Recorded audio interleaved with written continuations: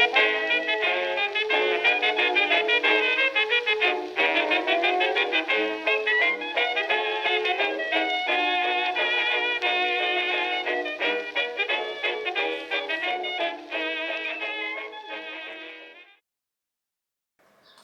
and welcome to the old garage number 52. I'm Wild Bill, and not a quick one today. I only have one question, but it's a good one.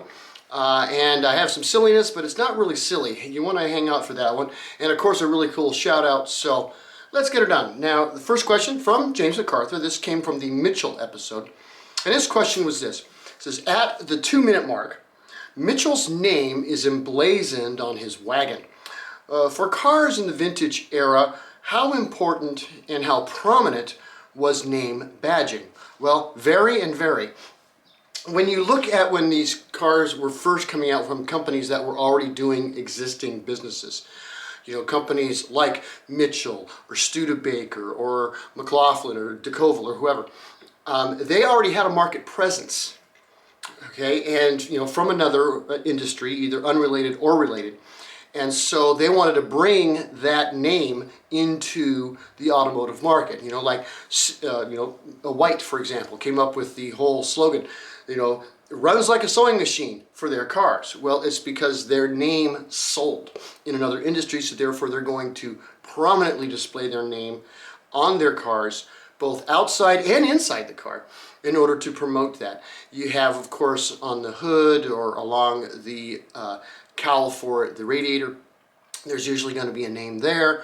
Then, of course, you know, on the dashboard, I mean, they didn't really do it in the steering wheel back then, but you know, usually on the dash, on the running boards, etc. There's other places where the company's name is going to be. Also in the engine bay, you're going to see the company's name, because again, back then, these cars, you know, were, you know, still new. A lot of people would park the car at a local, you know, ice cream shop or whatever, and open the hood and let people gawk at all of the wonders, marvels that are under, you know, that are the engine of this thing.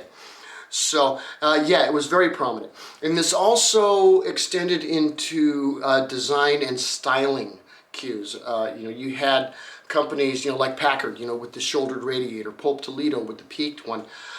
You had, you know, Pierce Arrow, you know, that put the headlights in the right place, just in the wrong way. You know, but there were also, those were also ways that you could identify a car back then. That wasn't just by the logo, the name, etc., but also by how it was presented. You don't see that so much today. You know, the cars are a little too homogeneous, but back then, yes. Was that important? Absolutely, it was important. So, great question. Thank you. Okay, so that was the only question I had, okay?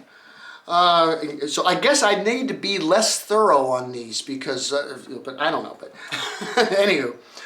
Here's the silliness. Now, this happened last week to me personally. It definitely has something to do with driving, but in my job, I'm a salesman. I go in people's homes and I sell them something. And I was in somebody's home and I sold them something, and you know, and in the process of doing that, I get rapport, get along, you know, kind of make a friend, you know, and then we, you know, then they give me thousands of dollars. Well, this particular person that I sold a product to is actually a very, very high-level official in the police department. I mean, I'm not talking about a sergeant or lieutenant or something. I mean, I'm talking about, you know, somebody, you know, that often, you know, that talks to the governor sort of thing. Very high level. And he was very happy with I was able to take care of him. And so he said, hey, how would you like a get out of jail free card? Now, when he asked me that question, the first thing I said was, I don't think that would be appropriate. and he said, no, nothing like that. It's just, here, I'll give you one, and I'll give one for your wife too, and one for your boss. Here, and he signed them out. I ended up with 3 of these. Well, one goes to my boss. But they're signed by him, and the instructions are that if I get pulled over for a minor traffic infraction, I'm said, hand over your license. I hand over my license and add this card to it and hand the officer both. The officer will see my license, will see the card, hand me my license back and say, have a nice day, and I get back on my way, I'm out of a ticket.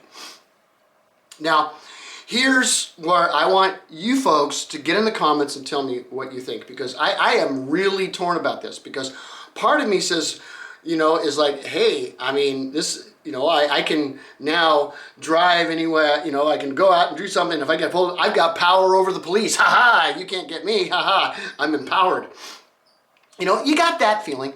But really where my head's at is like, wait a minute. This is a government official who has the ability to grant legal immunity to a criminal. Now, I understand that when we are, get pulled over for running a light or doing 56 and a 40 or whatever, we don't think of ourselves as committing a crime. But that is actually what we're doing, at least against the laws of the state and of the country.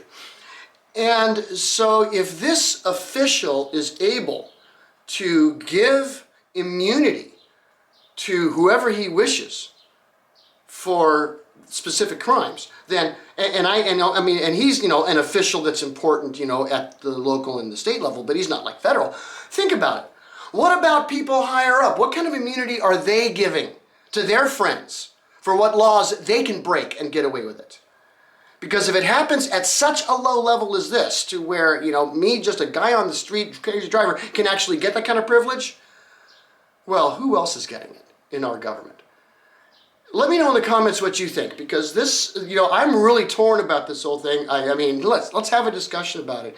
Is it good for this officer, well, officer if you want to call him that, I mean, high-level policeman, to offer these things to those, to people that he likes or respects or whatnot, or is it really wrong?